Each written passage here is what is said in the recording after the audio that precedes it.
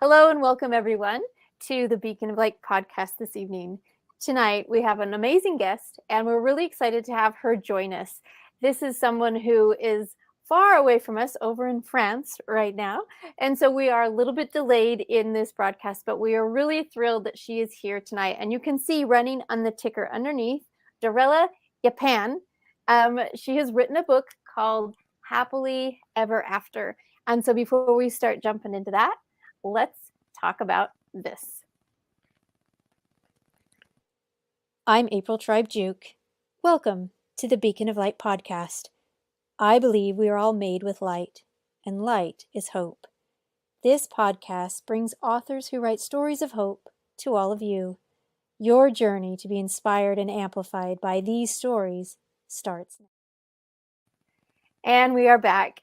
Thank you so much, Dorella, for being a part of the Beacon of Light podcast this evening. So why don't you tell us a little bit about yourself?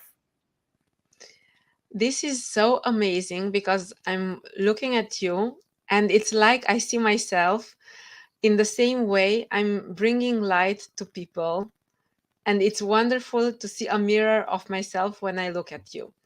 So my name is Dorela Yepan, as you already said it. I am Romanian, so I have an accent in English and in French because I live in France since 2010. Okay, so I was meant to be maybe something else, but I always looked for something in my life. And I said, there has to be an easier way to find joy and happiness. You know, the pursuit of happiness. We all have the right to be happy. But what is the right answer? And after many years of struggle, I found something that was amazing. It was amazing for me. It changed my life. And then I said, if this changed my life, maybe it can change the life of many other human beings. That is amazing. What is it that made the big change within your life? So, as I said, I'm living in France. And back in 2020, I was already married. We had 8 beautiful years together. But I somehow felt that our relationship was over. And I told my husband that I cannot stay in a marriage that is not fulfilling for both of us. And when I told him that we have to break up, he agreed that we can do something together, that we can find counseling. And you know, 2020 is COVID. And the week when we had to go to our first counseling session, the lady said she is closed. So we didn't get there. But I told to myself, if my husband accepted this, this means that there is hope for our relationship. And after that, I have discovered a program that taught me to stop blaming myself, my husband, the relationship, to look at myself and to work only with myself. And this is the journey that completely shifted my life, because instead of telling my husband that he's responsible for my happiness, I found the light within my heart. And then the love grew stronger and stronger. And instead of going to get a divorce, we are now happily married. And I really feel this happily ever after. That's beautiful. So many people today are ending their marriages in divorce, and we need more stronger families. We need love. We need relationships to endure. The challenge we know can be tug and pull from work, from possibly the stress of illness.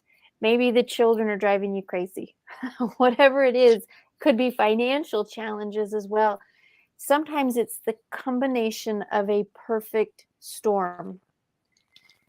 The thing I think is really interesting in what you said was that you stopped relying on your husband to make you happy.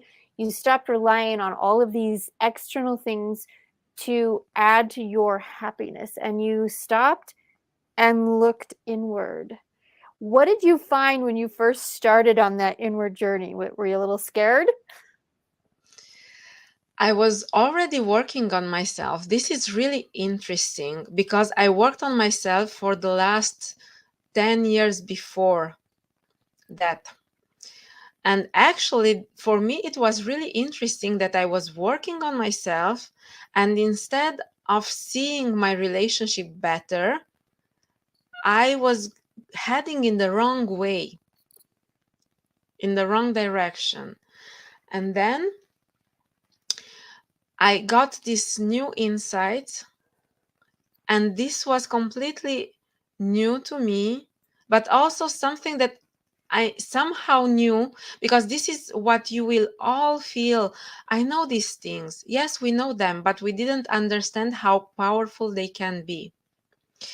And because you said about this looking inside, I want to share something, because for me it's really important to acknowledge and use this information. For instance, everything that we see outside of us is like us looking into a mirror. The mirror reflects what it is inside of us. And for instance, let's say I have something on my face. I'm looking in the mirror. What we usually do, we clean the mirror. So it's my husband. He's not okay. It's the kids. It's the financial problems. All of that. And I'm cleaning the mirror. And I'm looking in the mirror and my face is still dirty. There's nothing I can do. So actually, what the outside is telling me is that I have something on my face. So it's not the mirror to be cleaned, but it's my face. So this is the inner work that I started in 2020. I've seen something broken outside of me, and every single thing was telling me I have to work inside. And with every inner work, I began to see how outside relationships got better and better and better. Wow. It's really, really fascinating to know that even with your own work, where you were working on yourself, you had missed the portion about the relationship. And I think sometimes it's really, I want to jump on this key point. When we work on ourselves, sometimes I think I'm going to guess it's mostly at the beginning, at the start of things. I'm sure it can happen towards the end, but I think within the start, because we're trying to help possibly heal from a trauma or an experience from the past, or we're trying to overcome some of our weaknesses. It doesn't matter the what, right? It doesn't matter the what, but as we start to work on that, either our insides start to reflect outward, and then we think, if you've heard something really good and there's no way that applies to yourself, you're like, oh, so and so should have heard this because it really applies to them. You suddenly become like the detective. You're like, oh, this should help them. They really need to work on that because I'm working on myself and I've gotten so much better. So now I'm clearer and you need to work on that. And ooh, yeah, you really need to work on that too. And I don't know about that. And then you're thinking, wait, now I've just started the judgment and looking at everybody else and not really thinking, what am I reflecting out? So it's really, really fascinating. So, Dorella, you have written a book called Happily Ever After. And I'm going to guess that this book came about after some more of this inner working that you did. Is that true? Share with us a little bit about the book. Yes, it is true, but actually, it came pretty fast after our shift in the relationship. So we began in March 2020 to see the first few steps. By the end of June, we are so in love, and we were both like, is this gonna last? Because we were both having the history of it's better, it's worse, so it's not something that it's going for the best. And actually, things were going in the right direction now. And in 2021, I was already working with some clients, and our relationship got better in the meantime. And I said to my husband, I have to write a book because now we know what we did for our relationships. So we really need to help others. And I began writing my book. It took me 33 days. I wrote every single day on the computer, and it was done in 33 days. And I said, oh, I finished. Then there comes the work, because it's not only to write a book, you have to make sure it's clear, it's good for people. And then I got it translated because I'm Romanian, as I said. So I wrote it in Romanian. Then I got it translated into English and into French because I live in France. And about the book, it's the story of every single one of us. We can all find ourselves inside this book. I wrote this book for women. As I say in the book, the state of mind, the well being of the woman is what makes a relationship for the better or for the worse. When the woman takes care of herself, when she is good, the relationship is good. So men read my book and they loved it, but it's written for women.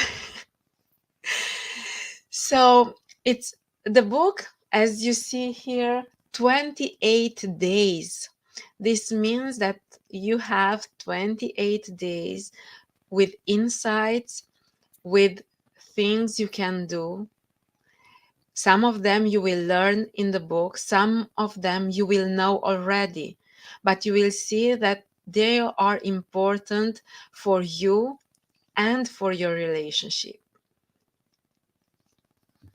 That's wonderfully said. In the relationship portion of it, I think it's really interesting that when the woman really works on themselves and has that happiness and that outlook, things come along. Some of the old wives tell, like, no one's happy unless mama's happy, or no one's happy unless the wife is happy. And we kind of tongue in cheek that, but really there's something interesting. And I think that is because, in my beliefs, I feel like the woman has the accountability and the responsibility of the nurturing and of this loving portion of how a family really responds. Whether you have children or don't have children, within a marriage that becomes a family, and how you love and treat and nurture one another really is shown. And you've seen probably extreme examples. I know I have seen extreme examples of one not loving the other or one shaming the other, and because of past history or family of origin. And you could name whatever list. The challenge is when now you are together, you have made a decision to become together. You made a decision that said something needs to change, otherwise this isn't going to last, and it will end in divorce. And as the change happened, Was it a huge change, or were they simple things? It seems like it was pretty quick. You said from March 2020 to June 2020, things had already improved. So share with us at least one of those secrets. I will share the first one. I always like to share this one because it's the gratitude. We forget to be grateful for anything in our lives. We take everything for granted and we think that we don't have to feel gratitude. But actually, the lack of gratitude makes us feel um, always weak, not loving, not willing to be there for people.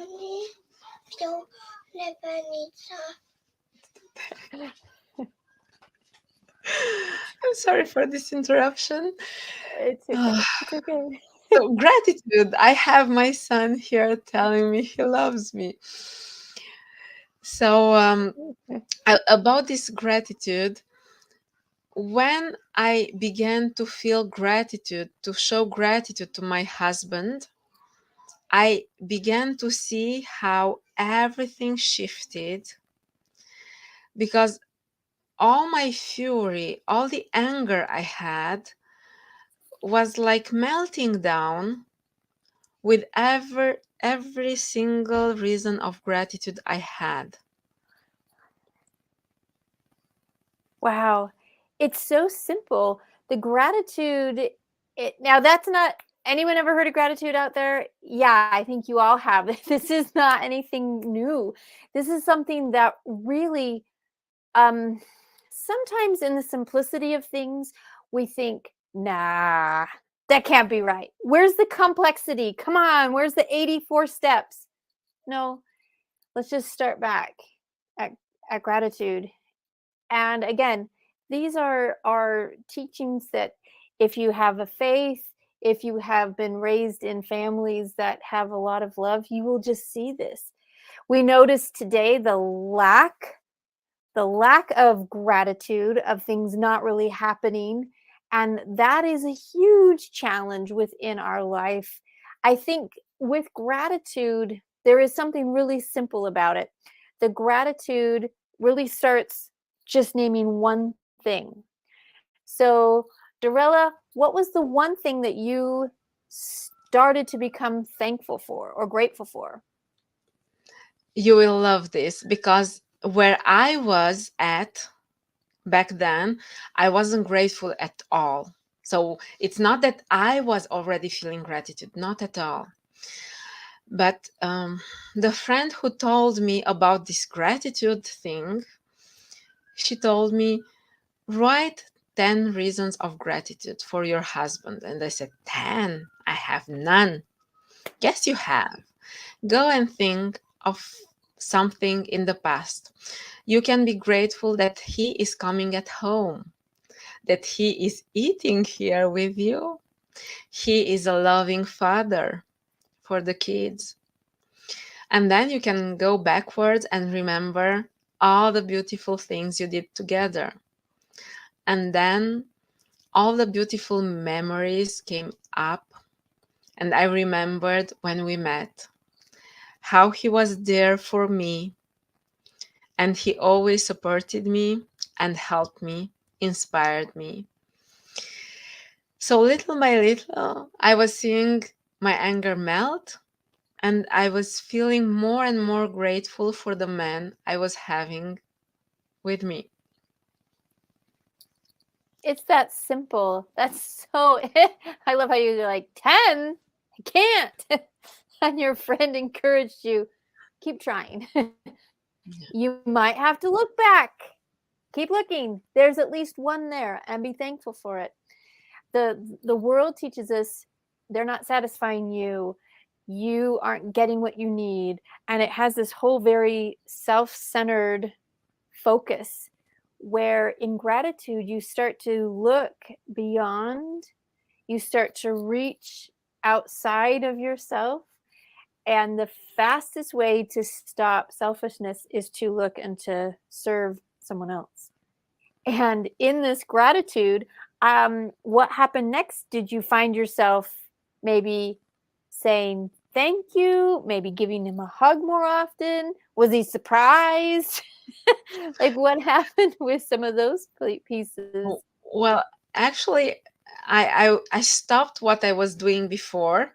I was more kind with him, doing things for him without accepting anything from him. I was like, I only want to offer something, because now I feel that he is doing things and I wasn't feeling grateful before. And now I want just for him to acknowledge, to know that I'm there for him. And then we began to talk. For me, in my mind, there was this path we have to take back to the relationship. I told myself that we were on a verge of the divorce. So it's not that you want to rebuild everything in a day. We were very good friends when we met. So I told myself, maybe if we become friends, we have 2 kids together. So it's something that it would be okay for now. And then we don't know what friendship turns into. And as you mentioned, things happened really fast. And then we became friends and we were okay. And I was wondering, well, is there something more or we are only just friends? And then we discovered, no, we are not just friends. It's only that me working on myself, feeling this gratitude, and all the other exercises that I'm putting in the book transformed all the relationship. Wow, I'm sure your husband was excited about this change. Did your children notice the difference as well? So our children were small because now they are 7 and 5. So there were 4 and 2. It was really difficult, and I really encourage people with small kids to take this step into working on themselves, because it's really, really challenging for the kids. So we tried not to put something on them. We didn't have problems like aggression or stuff like that. It was really this coldness in the relationship. So weren't spending time together, we weren't talking, and kids feel it. But then when we became friends and then got better and better, they began to see their parents loving each other. So I think the most important thing, it's not what happened back then, but how it all transformed afterwards. Because now our kids know that 2 parents, after they get to have kids, so a couple, after they get to have kids, they still love each other, and they are seeing that. That is such a foundation for those kids because they will desire to love and to serve their spouse one day. And now you're in your own little laboratory practicing this, right? And practicing how to forgive, practicing how to show gratitude, practicing how to become that friendship and communicate. And we all have the how of all of that happens. That's the individual, that's the specialty of within each relationship.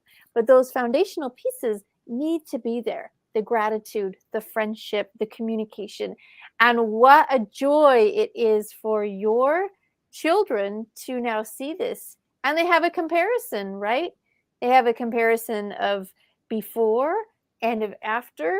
And it's really interesting that it coincided with such a challenging event like COVID. So that's really interesting. And so look at that. There might have been a blessing in COVID that helped bring you all together. Not to say that that was the catalyst, but literally you have to be together. You better start communicating something, right? When we were Yeah. all shut in like that, that if you were working on yourself, things could really improve. And if you weren't, or if the relationship was damaging, it might not have worked. So this is really what a gift. And now your kids, as they grow older, they can feel this. And as societies come together with that family understanding, the idea of love and happily ever after is eternal. There's so much more than just right now. And I love how you're smiling with that, because there really is just so much more and beyond, which is fantastic. So, Dorella, what would you like to share with our audience this evening, kind of as those closing words? Well, actually, this happily ever after is not only my story. People with whom I work, they also manage to find this beacon of light as you have it here. And they understand that by doing these steps, it's not something I invented. I only put all the pieces together and said, this was my journey. But if you find yourself in this journey, you will manage to find your own light, because the relationship that you can have will be amazing. And I already said that to people. I said, you will find a partner and you will find out that your relationship is even better than anything you have ever dreamed of. And then, when the right moment came, people come back to me and say, I met him or her, and it is exactly as you explained it would be. So I think we can all have these happily ever after relationships. And if there is one important thing for you to know, is that you have to keep working on the relationship. It's not until you meet them, it's even after. Because when you want to have a beautiful flower in your garden, you always take care of it. Yeah, you will give her sun, water, and whatever it needs to grow and to be beautiful. And your relationship is like this. You want a beautiful relationship, you will be there every single day. You will feel gratitude for your partner. You will try to do the best every single day. This is not a competition. If you do this, I will do that. This is another type of competition. I want to do this for you, and I'm grateful that you are in my life. And then all the relationship will shift. Simple. Doesn't mean it's always easy, but it's simple. And so I hope you have all felt something here this evening, because navigating the journey of love really can lead you to your happily ever after. Key is to work on it and to just allow the nurturing to continue. Don't expect it to be met and left. Continue to grow, work on things, keep shifting, because together you are so much stronger. And I just hope that this touched you this evening, and that you will go and grab her book. Can you pick up your book in Amazon? Where is the best place to get Happily Ever After? On Amazon right now, but I will try to get it on other spaces as well. Awesome. So grab that book. If you want to see within 28 days a shift and change, and she started with a massive foundation, which is very simple, start being grateful for one another and see what can happen in the change within your own life. Like she said, these pieces of the puzzle have been around. She just gathered it in one place. Thank you so much, Dorella. It has been a beautiful evening to describe all of this, discuss it, and have something touch within our hearts. Thank you for supporting family and love. We need this in today's world. So thank you. Thank you. Thank you, April. All right, Bye we'll bye. see